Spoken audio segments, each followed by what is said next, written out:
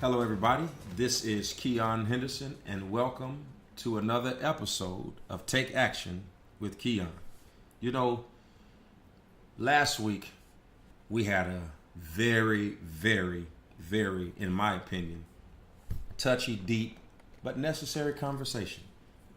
We introduced the idea of emotional intelligence, and if you haven't listened to that, I truly recommend that you go back and listen to that one before you listen to this one, because they go together. This is part 2 of our self-knowledge series. And I finished off by telling you that you've got to learn how to tune in to how you're feeling. Last thing I said was, there are many things going on right now. Stimuli surrounding you in your immediate environment. And I talked about how sensations are all around you, in your body, your thoughts, your feelings, and your mind, of which you probably were not even consciously aware of. Have you ever been paying attention to the room that you're in, noticing that there are so many more layers and textures than you recognize? Do me a favor. Stop right where you are for a moment.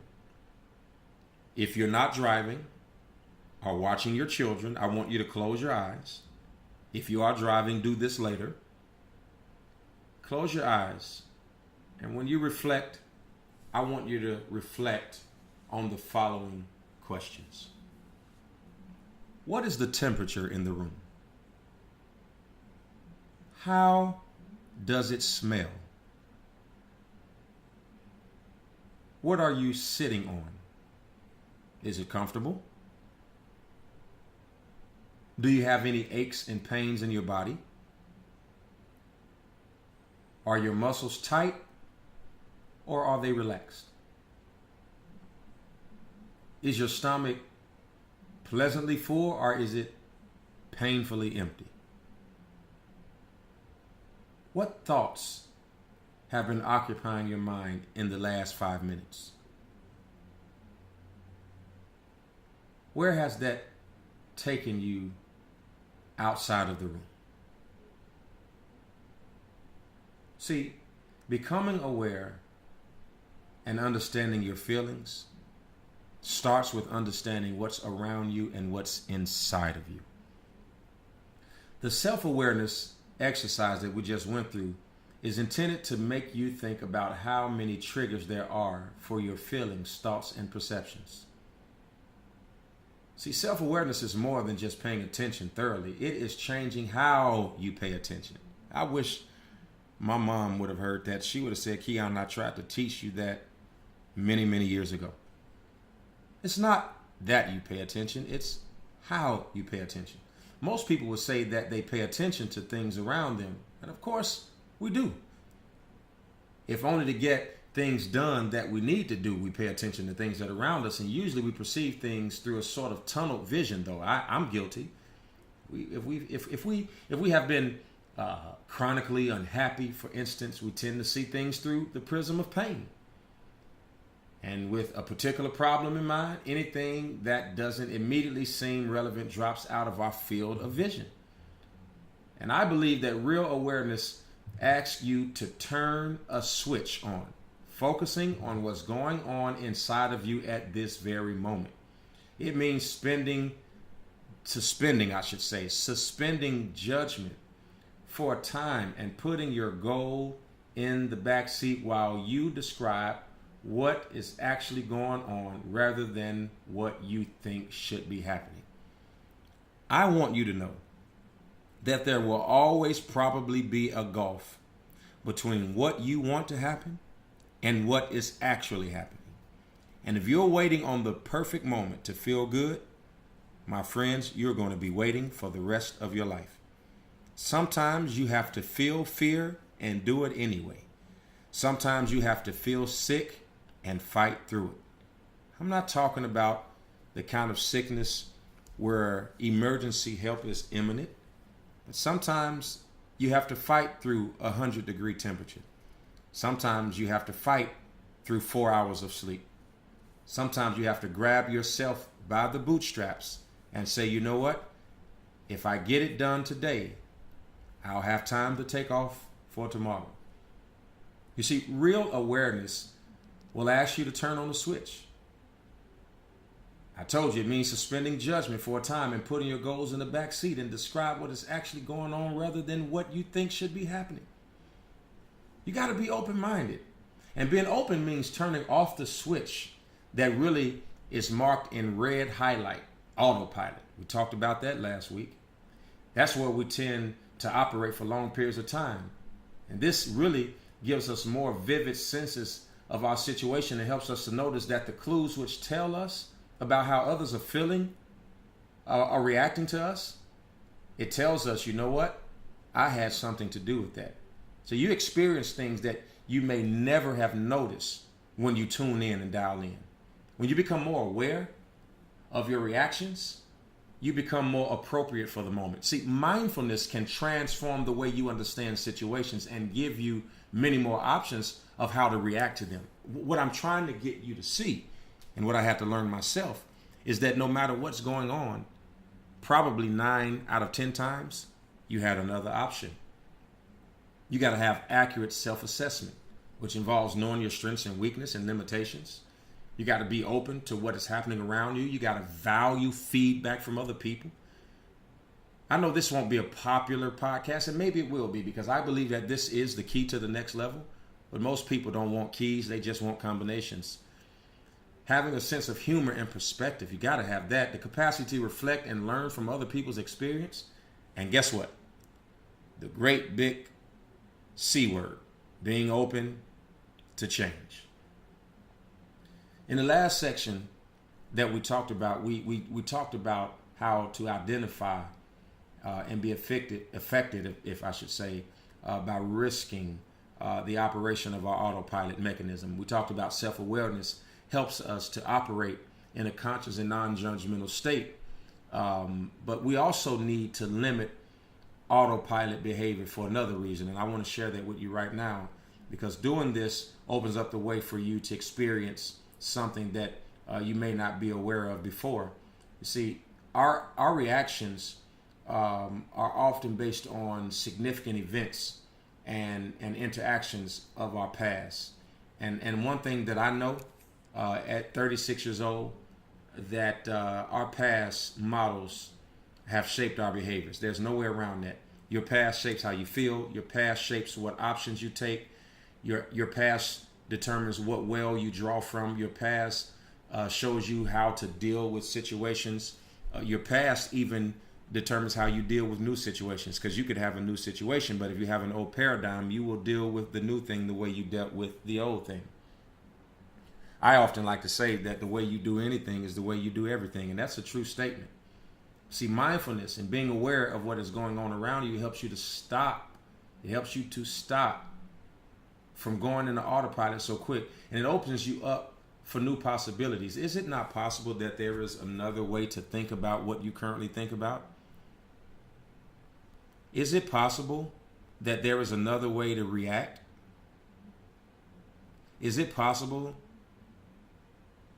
that there is another way to respond? Is it possible that you can watch a news site that you don't agree with just to find out what somebody else in the world thinks? I'm not trying to tell you what to do. I'm just giving you some options. Is it possible? Is it possible to change old behaviors that didn't achieve what you wanted the first time? Or is it possible to find different ways to react that will make other people respond positively to you? And is it possible not to just say all the time, well, this is just the way I am and you're just going to have to take it? I'm not trying to tell you what to do. I'm just giving you options. Would you describe yourself as an optimist or a pessimist? And people differ in how they describe themselves because they have different expectations about the future. But take the achievement of a personal goal and the benefit that you will accomplish. Because see, an optimist is generally confident about the future. But see, a pessimist is really doubtful, often hesitant, and perhaps cynical about the future. Which one are you? Are you confident about tomorrow, or are you the kind of person that says, I don't know, maybe, we'll see. Some people believe that having no expectation means having no disappointment. And what I've learned is that past disappointments really lead to future fears. Most people are afraid of tomorrow because of what they didn't overcome yesterday. You've got to kill yesterday so that you can live in tomorrow, because tomorrow's not asking about yesterday. And yesterday doesn't have the ability to affect tomorrow. I believe that optimism is better than pessimism. Yes, it is opinion, but I believe I'm right about that. Research in the field as it relates to optimism and pessimism, positive psychology has found that many things are advantageous on taking an optimistic perspective. Here is something that I learned by an author named David Walton. He said that optimists adapt better when they experience negative life events. For example, they have better survival and recovery rates from coronary bypass surgeries, bone marrow transplants, breast cancer, and even HIV and the AIDS virus. He says that they experience less distress when dealing with difficulties in their lives, resulting in lower rates of depression and anxiety. Mr. David Walton says that optimism is a valuable framework when coping with problems. He says it is conducive to humor and identifying possibilities and visualizing the problem differently. He says as it's a great coping skill as it enables you to accept the inevitable and learn for future events. He says it's more effective at coping with hardship than a pessimistic perspective. He says that optimistic people stick their heads in the sand less than pessimists. Perhaps surprisingly, they respond to health warnings more quick, catch serious problems more early than pessimists, who often try to distance themselves from the problem. Have you ever had somebody who was sick and they kept putting it off, thinking that putting it off would make it go away, only to find themselves in the third or fourth stage of a cancer that they could have caught when they felt that first pain? Optimists appear to have greater stickability, he says, than pessimists, who perhaps anticipate failure and give up more quickly.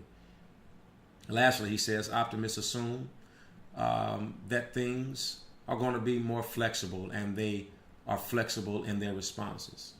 Now, is there a downside to optimistic people? Well, depends on how you look at it. Optimists can sometimes downplay risk, with the result that they are more likely to participate in dangerous activities. See, me personally, I'm not sure how many pessimists are likely to go bungee jumping or jump out of a plane or do one of my favorite things to do at water parks. You ever go to that slide and it has the fiberglass floor beneath it and it drops and you go flying down? I love it. I love the thrill. Perhaps we would be better off with a mix of pessimism and optimism. I'm not sure. In dealing with others, however, your emotional intelligence is much more a characteristic of optimism than pessimism.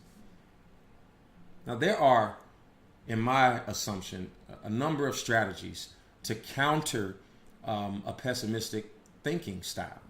A key strategy is to work on the way we explain the causes and influences of positive and negative events, right? So the three explanations for optimism, there are three, which illustrate the way optimists differ from pessimists and how we relate to whether the events in our life are construed as permanent or temporary and specific or internal or external or whatever you want to call it.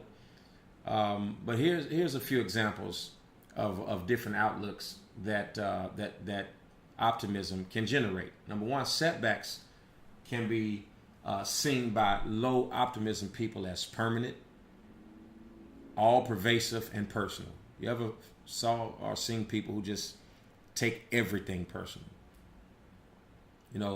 High optimism, optimistic people see things as temporary, specific to the situation, and caused by external events. See, people who are optimistic, they know that nothing lasts forever. Success is seen by low optimism people as temporary, specific to the situation, and rooted in external factors. It is seen by high optimism people as permanent, having widespread significance, and deriving from people who are involved. So here's the long-term issues, such as difficulty making presentations, are explained by low optimism people as they'll say things like, I always find presentations difficult. You ever heard that? I don't like speaking in front of people.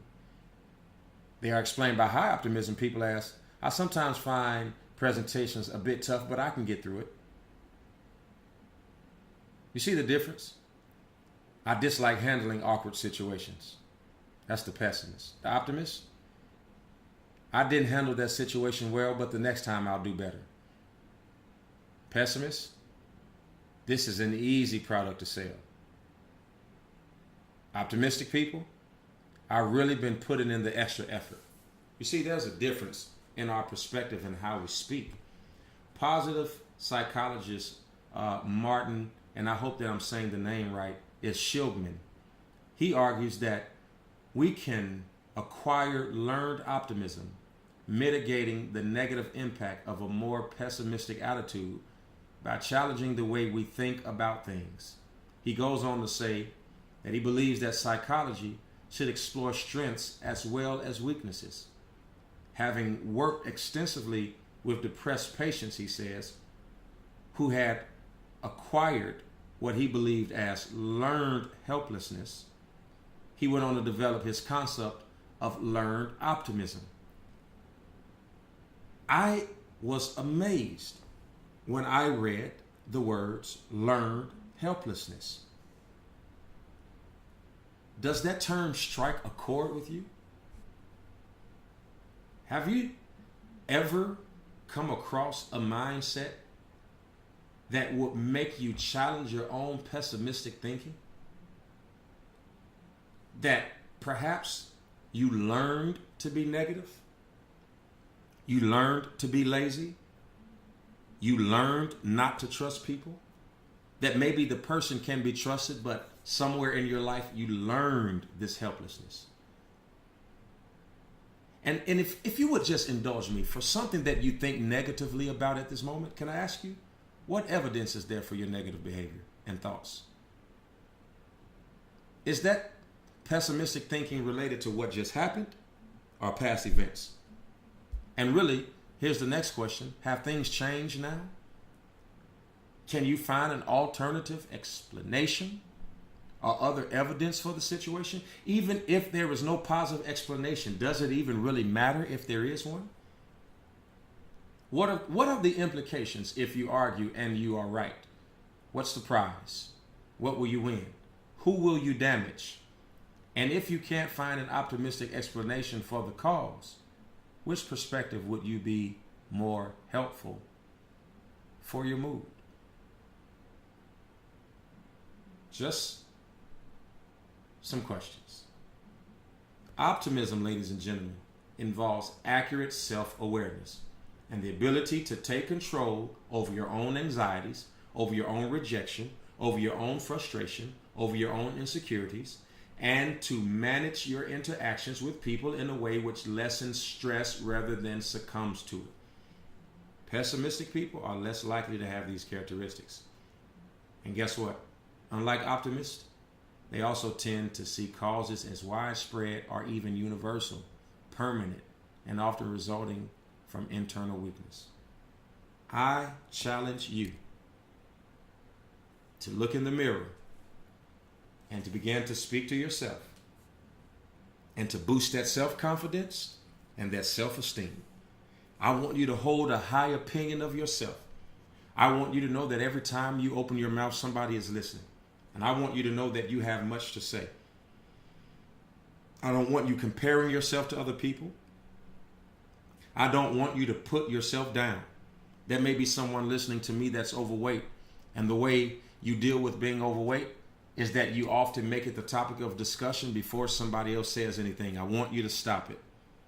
Get into the habit of thinking and saying positive things about yourself even if nobody else does. And guess what? This is a huge one. I want you to learn how to accept compliments And here's 1, you are dynamic. Here's 2, you are fantastic. Here is 3, there are a lot of people who wish they were you while you are wishing you were somebody else. I want you to use self-help books and websites to help you to change your belief. I'm not being arrogant, but I want you to go to my YouTube channel and I want you to listen to some of the sermons I have up. One of them called The Pressure of Being Gifted that has been viewed almost 400,000 times online. I want you to spend time with positive and supporting people. I want you to listen to podcasts like this one and other ones. I want you to acknowledge your positive qualities and things that you are good at. I want you to be assertive and don't allow anybody to treat you with a lack of respect. I want you to be helpful and considerate of others. I want you to engage in work and hobbies that you enjoy. If you don't like the way you look, I want you to work out. If you like the way you look, then I want you to stay that way. I want you to be healthy. I want you to eat right.